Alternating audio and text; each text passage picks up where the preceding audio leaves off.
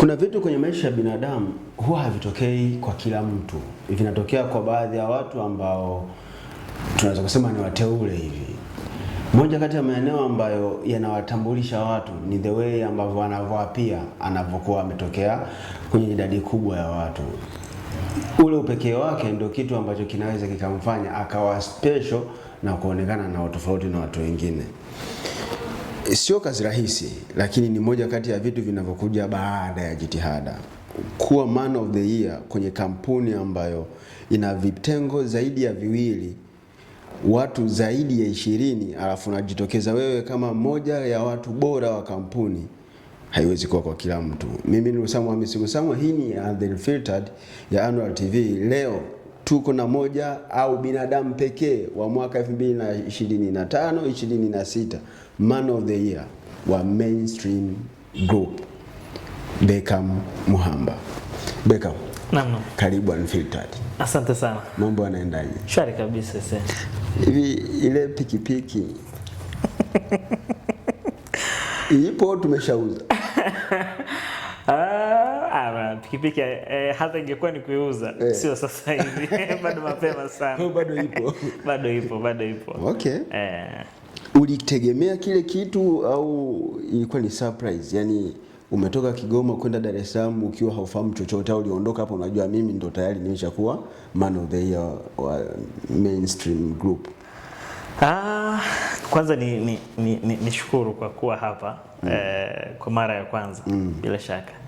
Lakini kwa kurejea swali uliloniuliza, kitu ambacho pengine hata anayetutazama anaweza asiamini, ni kitu ambacho hata siku yenyewe ya tukio, yani hata muda wenyewe ninatajwa, jina langu linatajwa, ni kitu ambacho sikuwa nafahamu wala sikuwa nakitarajia.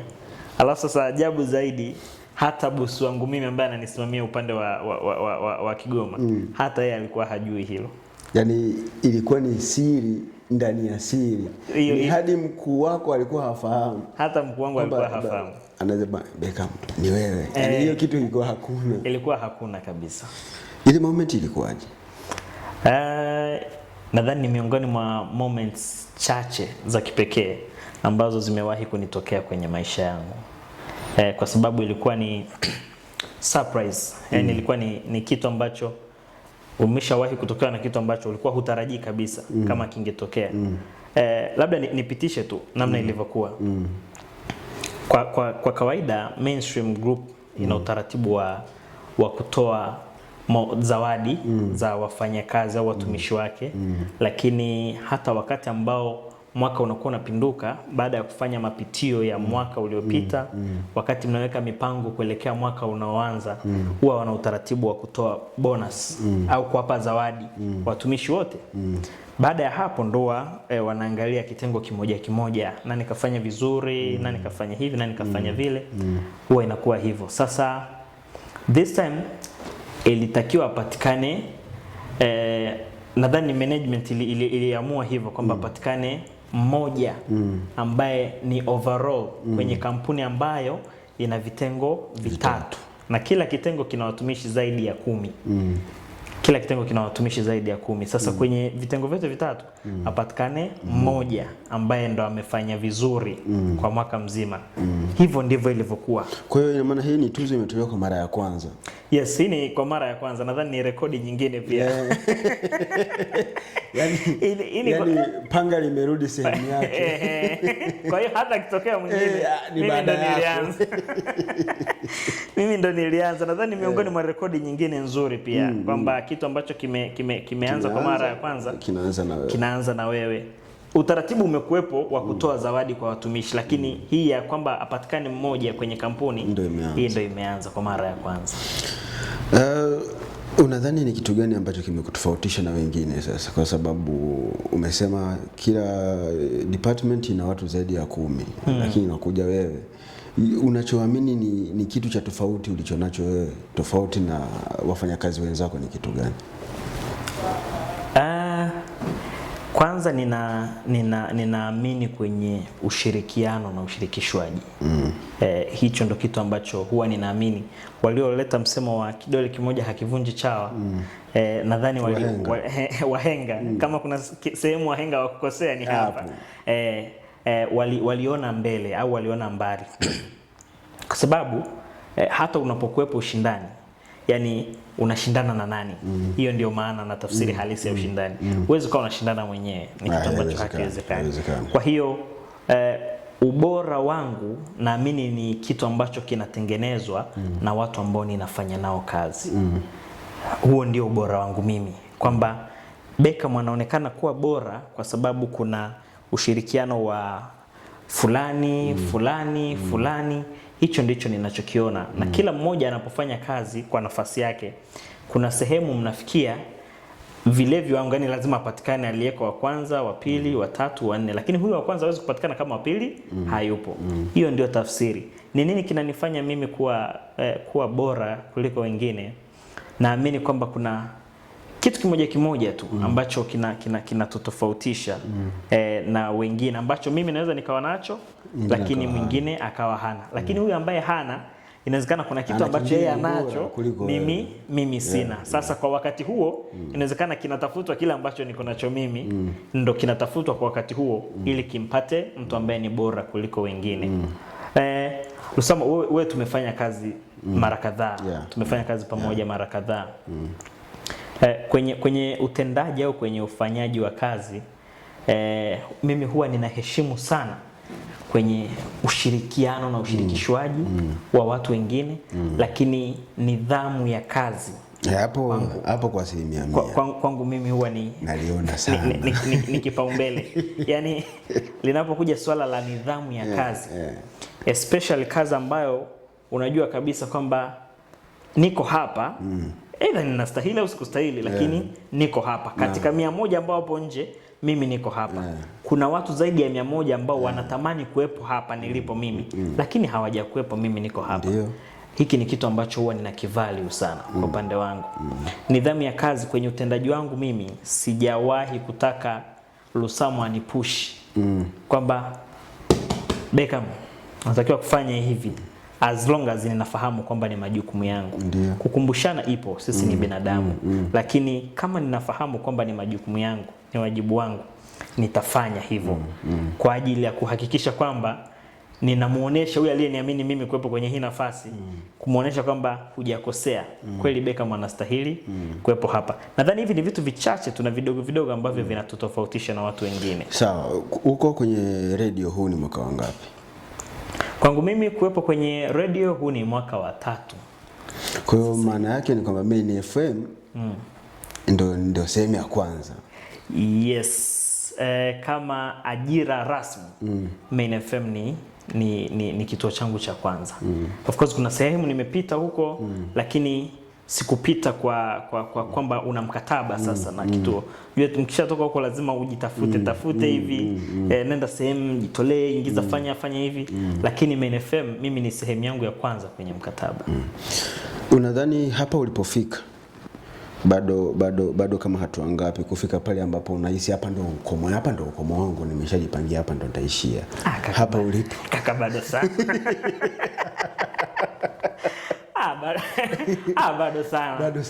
Bado sana. Kwamba haujawahi kufikiria kwamba ni lini ile kuna kuset target kwamba leo niko Main FM, kesho naweza nikaenda kituo kingine cha radio, kituo kingine cha TV, kwa sababu ni mwandishi wa habari na dunia inabadilika. Demand ni kubwa kila siku. Maybe siku nikifika sehemu fulani hapa taanza kufikiria ni kwamba nimefika. Mimi naamini bado nina safari ndefu sana ya kwenda. Yani ninaamini hivyo. Achana na vile ambavyo watu wanakutazama nje. Unajua kuna mtu akikutazama nje, of course wewe nadhani utakuwa shuhuda. Mimi nakutana na watu wananiambia, wewe umekuwepo kwenye media una kama miaka zaidi ya 7-8. Nadhani swali ambalo hata wewe competence ulionao ndio unasababisha hicho kitu. Hili ni swali ambalo hata wewe uliwahi kuniuliza. Mimi nikasema hapana. Wala hii mimi ni kituo changu cha kwanza kama kwa ajira ya mkataba. Kwa hiyo mimi bado nina safari ndefu sana ya kwenda. Sisemi kwamba nipo Main FM kwa muda fulani. Huwezi jua. Unaweza ukaamka Bosa MD kwa shachafuka Beckham nisikukute. Lakini mimi naamini bado tuna kitu ambacho kama Main FM bado tuna kitu ambacho tunakitafuta. Ukihitaja Main FM kwa hapa mkoani ni jina tayari. Kuna level, yes. Yani kuna standard ambazo tumeziset. Very true. Lakini sisi wenyewe tunaamini bado hatujafika tunakotaka kwenda. Kwa hiyo sasa Main FM inatengenezwa na watumishi wake ambao ndio sisi. Sisi wenyewe tunajua kabisa kwamba bado kuna sehemu hatujafika. Unajua kwenye media lazima muwe na malengo. Sure. Yani muwe na malengo kwamba sisi tuko wapi? Tupo Kigoma. Tunalenga nini? Kwa nini tupo Kigoma kwanza? Kwa nini tupo Kigoma? Lengo letu ni nini? Hilo lengo tuliloliweka tumelifikia? Kama hatujalifikia tunajipa muda gani na tunalifikiaje? Tunafanya nini ili kulifikia?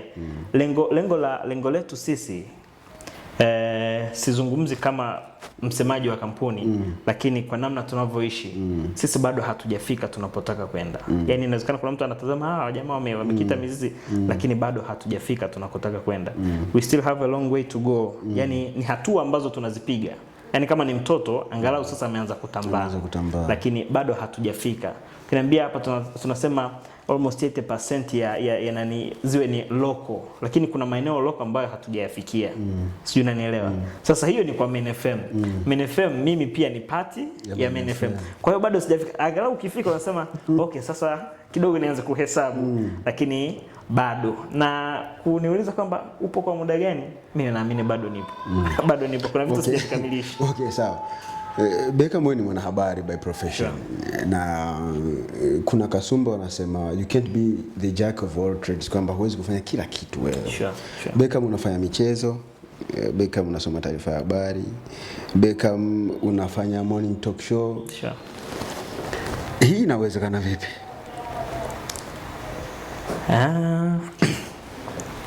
Flexibility. Yani kuwa tayari kubadilika kulingana na mazingira. Mimi nimetoka chuo. Mimi najikubali kwamba mimi ni mkali sana wa morning talk shows. Mimi ni mkali sana wa interview. Yani nikisema nikaa hapa tufanye interview, naamini kichwa changu kinachaji faster. Kama kuna kitu nilikuwa siamini kama naweza kukifanya ni program za michezo. Kama kuna kitu nilikuwa siamini kwamba naweza kukifanya ni program za entertainment. Ni vitu ambavyo mimi nilikuwa naamini siwezi. Yani mimi hata chuoni walikuwa wanajua kabisa bwana tunapokuwa na issue yote na masuala sijui ya kisiasa, kijamii na nini, Beckham is the best. Lakini ninapokuja swala la entertainment, yani hakuna mtu alikuwa anamgusa. Sijui michezo, hakuna mtu alikuwa anamgusa Beckham. Lakini guess what? Mimi nimekuja Main FM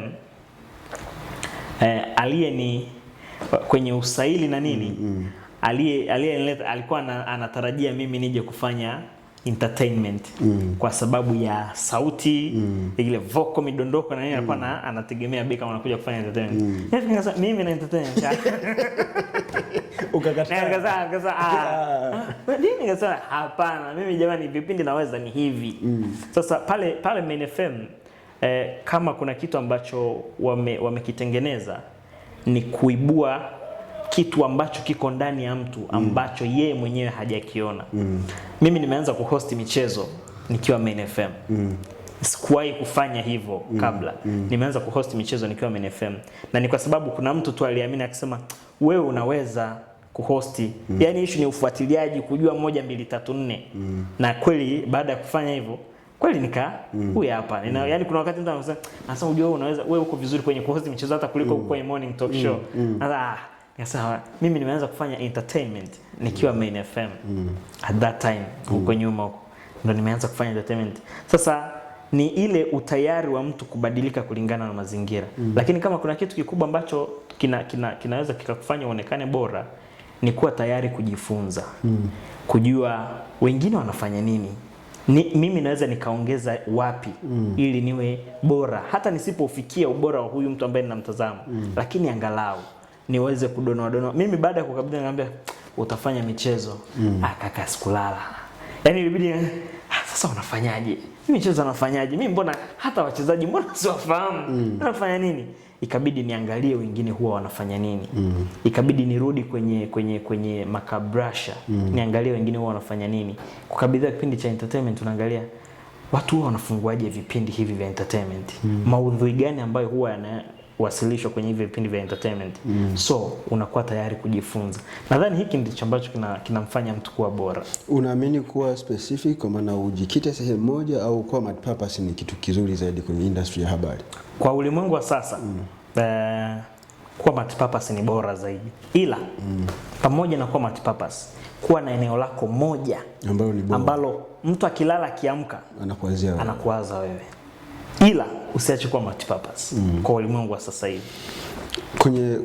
Kwenye maofisi tunaofanyia kazi tuko watu wengi, na kuna kawaida ya kuingiliana kwa maana ya urafiki.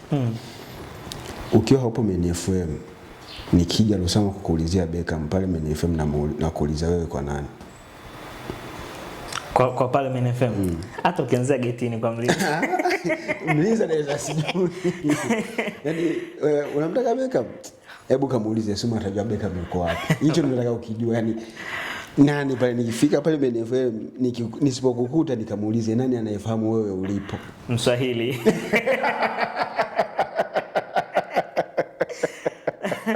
Mswahili yani obvious, hata nisipokuwa nyumbani anajua huyu mwamba yuko wapi. Kuna wakati unaweza, sasa inategemea na siku na siku. Wakati naweza nisiwe nimemwaga, lakini hivi Beckham yuko, akaangalia leo Jumamosi, hapana. Huyu mwamba sasa hivi humpati mpaka kumpigia simu. Kwa hiyo Mswahili ndo anaweza akawa anafahamu. Ndio robo nilimuuliza akasema Mswahili. Wewe nimekuuliza na nilijua jibu itakuwa ni Mswahili, ndio maana nimecheka sana. Mswahili ni mtu aina gani? Mswahili ni mtu ambaye flexible, yani anachangamana na watu wengi sana. Kwa wakati Ndorobo yuko pale, obvious ulikuwa ukizunguka hivi, yani hii saka watu watatu, yani lazima muwe na taarifa za kila mmoja. Sasa Mswahili ni kiungo mchezeshaji. Yani hivyo yuko kati pale, unajua kabisa oya Mswahili huyo. Kwa hiyo ni jamaa fulani ambaye hana mambo mengi, yani hana mambo mengi. Nadhani wewe umekutana naye. Hana mambo mengi, yani ni rahisi kufunguka mambo yako kwake. Kwa hiyo ndo maana ukikaa hivi ukirudi hivi Mswahili. Kidogo ukicheza hivi, mimi ukicheza hivi kidogo koleta. Yani ukicheza kidogo koleta huyo hapa. Koleta huyo hapa. Na nimefuatilia zile picha mlizopiga mkiwa kwenye tukio kule la Mainstream Group. Apart from manager, ni mwingine nilimuona kwa Nicoleta. Mlienda kama yani kitumia kigezo gani kwenda wewe na Nicoleta? Utaratibu wa Mainstream hasa kwenye hivi vikao vya mwanzo wa mwaka, kwa maana kuseti mipango, huwa wanaenda wawakilishi. Kama mbali na kiongozi wataenda na wawakilishi pia. So nadhani ilikuwa ni imedondokea tu hapo kwamba yani kwenye marafiki wawili hiyo hapo Beckham na Coleta. Ni kitu gani huwezi kumwambia Coleta? Kitu gani siwezi kumwambia Coleta? Coleta bana, Coleta mimi ukaribu wangu na Coleta umetokana na kazi. Hicho ndicho kinachotuunganisha sana.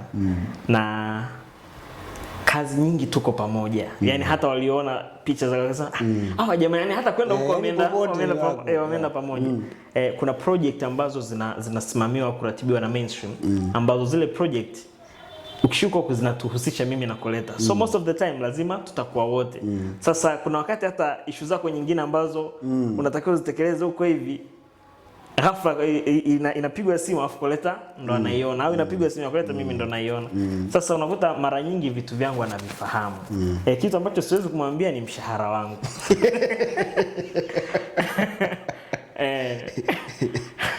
Kitu ambacho siwezi kumwambia ni mshahara wangu, hicho ndo kitu hajui. Kwa hiyo urafiki kazini unalipa? Of course, urafiki kazini unalipa. ila kwa tahadhari pia, kwa sababu tunao ndugu zetu wengi ambao waliendekeza urafiki kazini ukawa cost. Sasa unalipa kwa sababu gani? Huwezi ukafanya kila kitu peke yako. Huwezi ukafanya mambo yote mwenyewe. Unahitaji company, unahitaji marafiki. Na ukienda kwenye taasisi au ofisi ambayo hamna urafiki, ile itakuwa ni taasisi mfu ambayo tu bado hamjaishtukia kwamba hii taasisi inakufa, kwa sababu kama hamna urafiki mnafanyaje kazi? Yaani kama hamna urafiki kazini, urafiki wa kikazi sasa, mnafanyaje kazi? Ina maana utakuwa unaamka kila mmoja anawaza ya kwake, yale malengo ya pamoja ya kampuni hayawezi kufanikiwa kama hamna urafiki. Okay, pale Medi FM ni nani friji lake haligandishi? Yaani ukimwambia tu umelikuta staff. Alikuwa Ndorobo.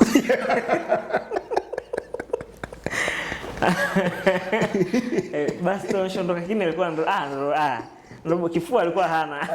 Ana slogan anasema unafiki ni uhuru. Unafiki ni uhuru, unafiki ni uhuru. Kifua alikuwa hana. Kifua alikuwa hana. Kuna vitu unasema ili lisiendi, ili inabidi Ndorobo asilifahamu. Kwa sababu akilifahamu, mtalikuta huko tayari. Beckham una watoto wangapi?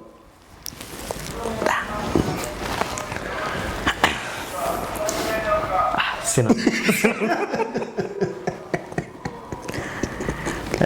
Tuambie tu wako wangapi? Sina mtoto. Hauna mtoto? Sina mtoto. Unategemea kumuoa yupo au atatafutwa? Kama mambo yanaenda vizuri yupo. Kama yataenda vizuri? Kama yanaenda vizuri yupo. Jina lake linatajika?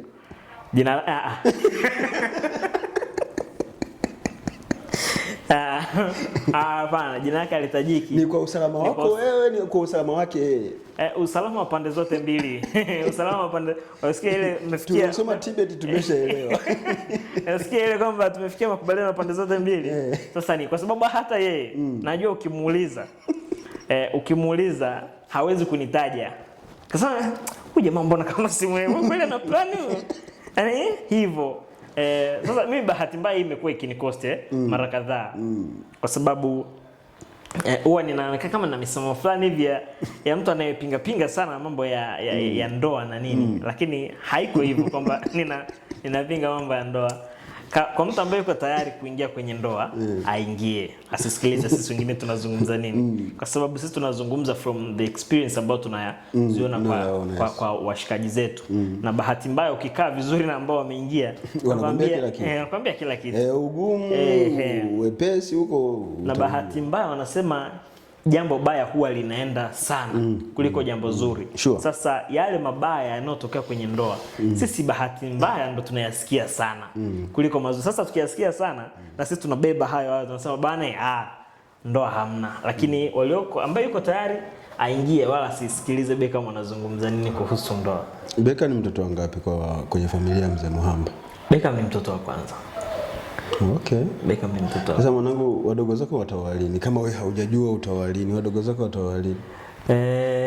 Bahati mbaya anayetakiwa kuoa ni dogo kabisa, yani anayetakiwa kuoa. Au wengine wanatakiwa kuolewa, ila naamini bado muda wao haujafika. Nadhani muda wao haujafika, lakini mimi huwa nazungumza, naambia, nasema ukiona una huo utayari, do it. Mimi usinisikilize. Mimi nina vitu vyangu ambavyo ninaviamini. Mimi nakufahamu vizuri. Hiyo haisumbui. Sasa siku ya kwanza mimi nasikia jina lako nilijua ni nickname. Lakini nikamuuliza Ndorobo, akaniambia ndio jina lako halisi. Na bahati nzuri nikakuuliza ukaniambia ndio jina lako halisi, nikaona na kitambulisho nikaridhika. Ilikuwaje ukaitwa Beckham? Kuitwa Beckham sijui ilikuwaje, lakini mimi ni shabiki wa Manchester United. Ambayo ushabiki wangu wa Manchester United niliurithi kutoka kwa mzee.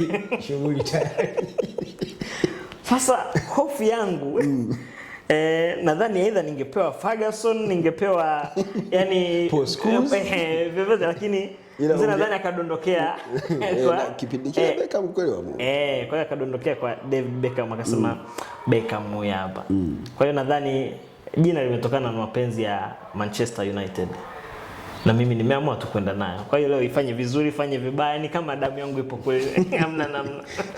Okay, sasa kwenye maisha tunayoishi kuna watu ambao tunakutana nao kwa bahati mbaya, lakini wanakuwa watu wema, na tunaokutana nao kwa makusudi wanakuja kuwa watu wabaya. Binadamu ambaye unahisi umekutana naye kwa bahati mbaya afu kawa mwema sana kwako, mainstream media au kwenye maisha kabisa tunayoishi, ni nani ambaye nimekutana naye kwa bahati mbaya halafu akawa mwema kwangu?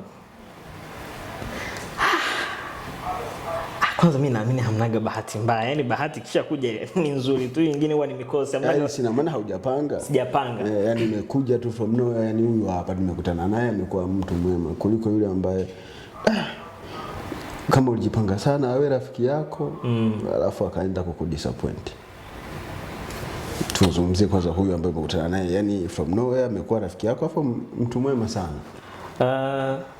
Bana, mimi Main FM imenikutanisha na watu wengi, na kunikutanisha na watu wengi imenifungulia baadhi ya milango. Yani leo kuna sehemu naweza nikaingia nisiulizwe wewe ni nani, kwa sababu ya Main FM. Main FM imenikutanisha na kundi kubwa la watu ambao tumekutana kwenye kazi, lakini kazi zetu zikadondokea kwenye undugu. Tumekuwa familia sasa hivi. Nadhani hata yeye ataona hiki kipande, lakini sitaki akichukulie kwamba nilikutana naye kwa bahati mbaya. Hapana, ila kazi ilitukutanisha na kutoka kwenye kazi ikatengenezwa undugu au ukatengenezwa undugu. Kuna jamaa mmoja sijui kama unamfahamu, anaitwa Ibrahim Sadiki. Yuko taasisi ya kuzuia na kupambana na rushwa TAKUKURU. Yuko pale. Yule kwangu mimi sasa hivi ni familia. Yani nje ya Main FM ukitaka kufahamu taarifa za Beckham, nje ya pale Main FM ambazo aidha unaweza tutazikuta kwa Mswahili, tutazikuta kwa Ibra. Utazikuta kwa Ibra. Yule tulikutanishwa na kazi ambayo tumefanya tu kazi, ilikuwa ni mara moja nadhani. Kazi mara moja from there. Sijui aliona nini kwangu, na mimi niliona nini kwake, lakini tulijikuta tumeshakuwa familia. Ni brother this time, yani brother au father wakati mwingine humo yani. Sasa sijui kama ni bahati mbaya au ni vipi, lakini ni kitu ambacho hakikuwa kimepangwa na hakikutarajiwa, lakini kimekuwa. Okay, tuachane na huko. Twende hapa.